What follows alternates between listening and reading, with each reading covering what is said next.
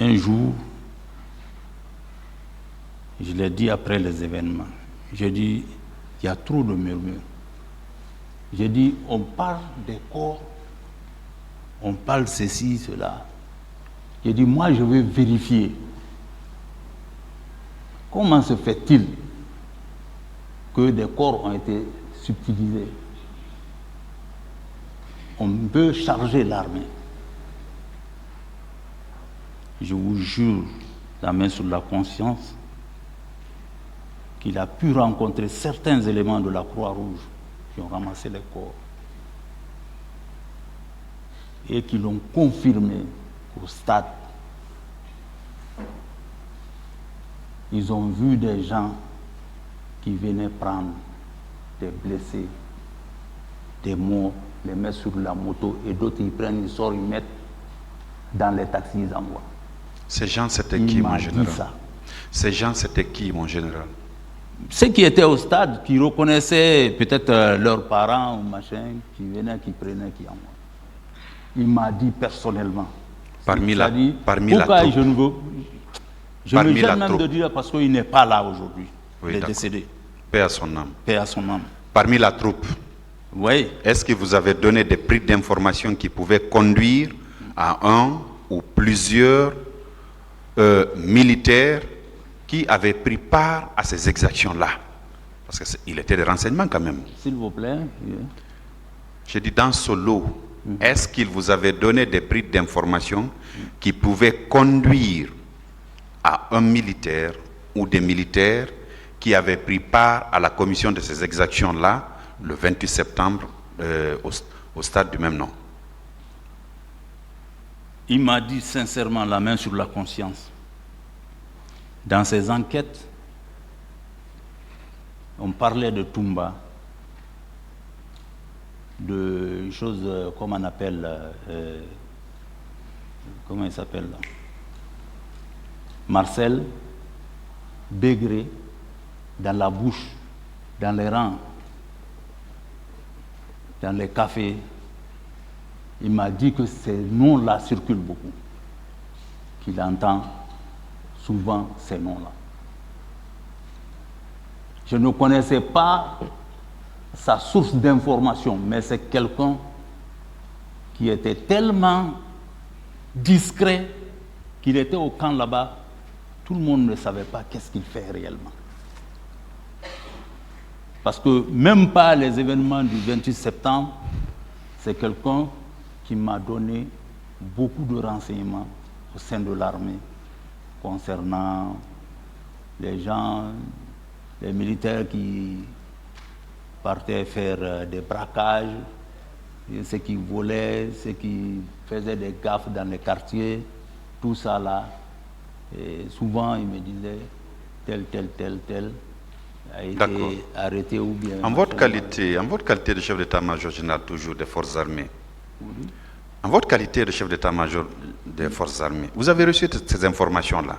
On vous a dit des noms. On vous a dit des noms. Des noms? Oui. Vous venez de dire que votre source vous disait qu'on parlait du nom de M. Aboubakar Diakité alias Toumba, de M. Marcel Guilavogui, de Bégré et d'autres personnes. Puisque vous étiez à la tête de toute cette armée-là, je suppose que vous aviez besoin de laver l'honneur de votre institution et qu'une enquête s'imposait.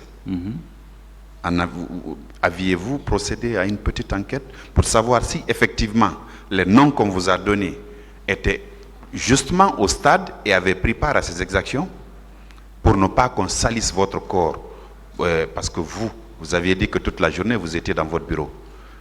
Vous ne pouvez pas être au bureau, peut-être tirer vous-même. Hein? Vous aviez demandé à ce que tous les militaires soient encasernés. Faisant fi de vos instructions, il y en a qui sont allés dans l'enceinte du stade et qui ont tiré. On vous donne des éléments. Qu'est-ce que vous aviez fait de ces renseignements-là, mon général? C'est des renseignements. Des fois, je discutais de ça avec le ministre de la Défense. Il dit, tel nom a circulé, on m'a dit tel. Parce que le ministre même était souvent directement contacté par la commission. Hein. Chaque fois la commission veut faire quelque chose, le ministre était informé. Donc ces noms-là circulaient. Ces noms-là circulaient et il est au courant que ces noms-là circulaient. Il m'est arrivé des fois d'en discuter avec lui. Bien. Peut-être pour conforter votre source, je vais me servir du rapport de la commission d'enquête internationale. Oui. À la page 20, le point 79, il est dit ceci. Suivez bien ma lecture. Des bérets rouges, des gendarmes et des gendarmes de Thiebro qui étaient positionnés dans l'enceinte ont tiré sur les gens qui réussissaient à sortir du stade. On parle de bérets rouges, on parle de gendarmes, on parle des gendarmes de M. Moussa Thiebro Camara qui auraient tiré sur des gens qui tentaient de s'échapper. Accordez-vous un crédit à ce qu'a dit la commission ici? Si. Accordez-vous un crédit à ce qu'a dit la commission ici, la lecture que je viens de vous faire là? Oui, si c'est eux qui ont fait les enquêtes et ils disent quelque chose ici, c'est qu'ils ont vérifié. Il y a eu beaucoup de personnes qu'on n'a pas retrouvées, mon général, des corps qu'on n'a pas retrouvés. Vous avez vu 155 corps. On vous a parlé de 2 autres corps, ce qui fait au total 157, comme l'a précisé tout à l'heure mon collègue. À l'esplanade du stade à l'esplanade de la grande mosquée Faisal, il y a eu une restitution de corps. On a restitué aux familles des victimes 57 corps.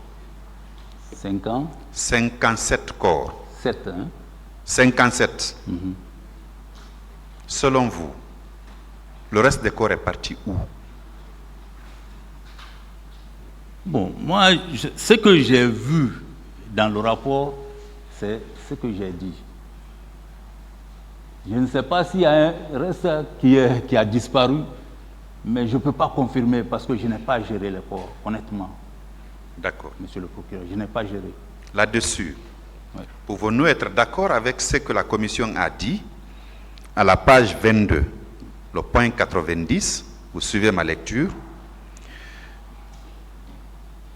Certaines disparitions pourraient s'expliquer par le fait que les corps d'une partie des victimes ont été déplacés par des camions militaires.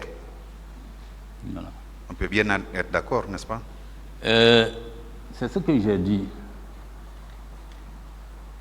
Les 4 camions qui ont quitté le camp Samori, qui ont été mis à la disposition de la Française. Et ce que j'aurais appris et lu dans le rapport, ce chiffre peut être vérifié au niveau de la morgue de Niassidine. Si maintenant il se trouve que c'était plus que tout ça, à la réception, on peut le savoir. Et la Française, si elle est consultée, elle peut dire si c'était plus ou si c'était moins, on serait situé, moi je pense. Mais honnêtement, monsieur le procureur, je n'ai pas géré les corps. On m'a demandé un service, j'ai accompli, et voilà. Et je crois que ça aussi, c'est dans l'intérêt de la nation, parce qu'on était tous soucieux du cas malheureux qui s'est passé. Dans ce dossier, on a parlé de fosses communes, d'endroits où on a enseveli plusieurs de nos compatriotes tués dans l'enceinte du stade. Vous venez de dire dans votre récit que vous avez, le rapport qu'on vous a présenté faisait état de 155 corps et la restitution officielle faisait état de 57 corps. Il y a une grande différence entre ces deux chiffres. Donc on peut conclure que ces gens-là, le reste des corps-là, ont été enfouis dans ces fosses communes, n'est-ce pas, en général? Entre quel chiffre et quel chiffre? Excusez-moi. Les 155 que vous avez vus et les 57 qui avaient été officiellement restitués. 57. Oui. J'ai bien dit. J'ai dit le reste là, puisqu'on a parlé des fosses communes. Est-ce que de fosses communes, vous me suivez? Oui. On a parlé de fosses communes. Est-ce que le reste de ces corps-là n'ont pas été enfouis dans ces fosses communes-là? Maître, honnêtement, s'il y a eu fosse commune, je ne suis pas informé. Et à ma connaissance, dans une ville comme Conakry, on ne peut pas creuser des fosses communes à Conakry que personne ne soit au courant. Les gens sont au courant en général. Même ceux qui ont été enterrés au temps du premier régime, ces lieux-là sont connus. Ce n'est pas caché. Fosse commune à Conakry, je ne dis pas que c'est faux.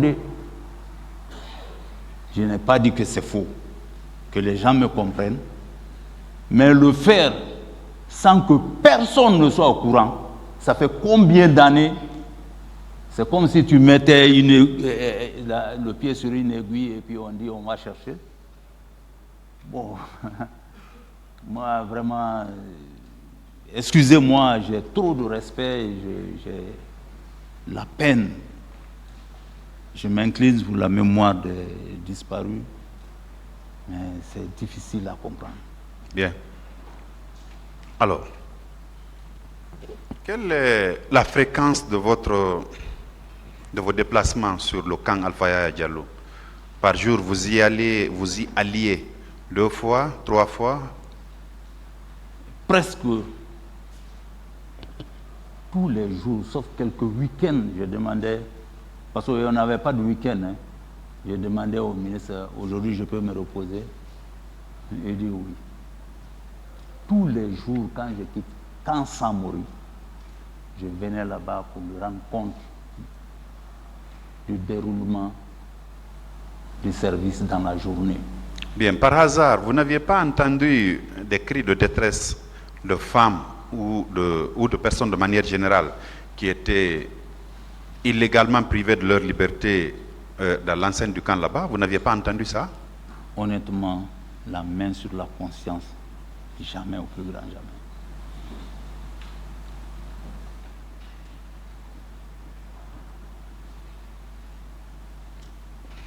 En général. Oui. Dernière question. Vous pensez qu'avec tout ça, vous avez loyalement servi la République en votre qualité de chef d'état-major général des armées?